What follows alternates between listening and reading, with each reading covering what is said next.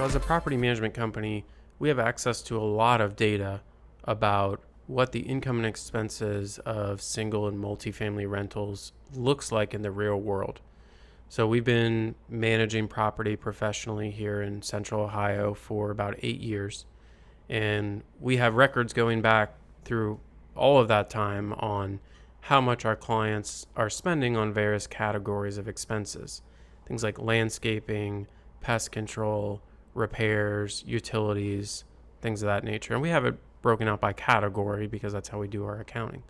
So this is really interesting because we have the ability to look through time in aggregate at these expense categories and have a great understanding of what it looks like to own real estate in Franklin County and what these expenses generally are going to be. So let's talk about multifamily specifically, for example. We did a study in 2019 where we looked at, hey, what is actually the most expensive part of owning multifamily real estate? Is it the pest control? Is it the landscaping and snow removal? Is it the repairs and maintenance? And so what we found, it maybe doesn't surprise some of you, is that the repairs and maintenance category dominates by far all of the other categories when it comes to expenses. Now, the repairs and maintenance category is a little bit of a catch-all.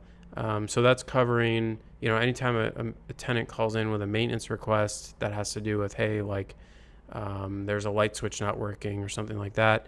And it's also covering larger capital items like if we replaced a furnace at a property or something like that.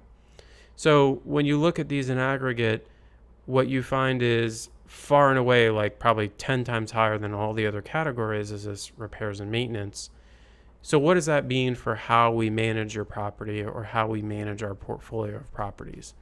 Well, what we find is if you actually look at the invoices for all that work, you've got two pieces to that. You've got labor and you've got materials.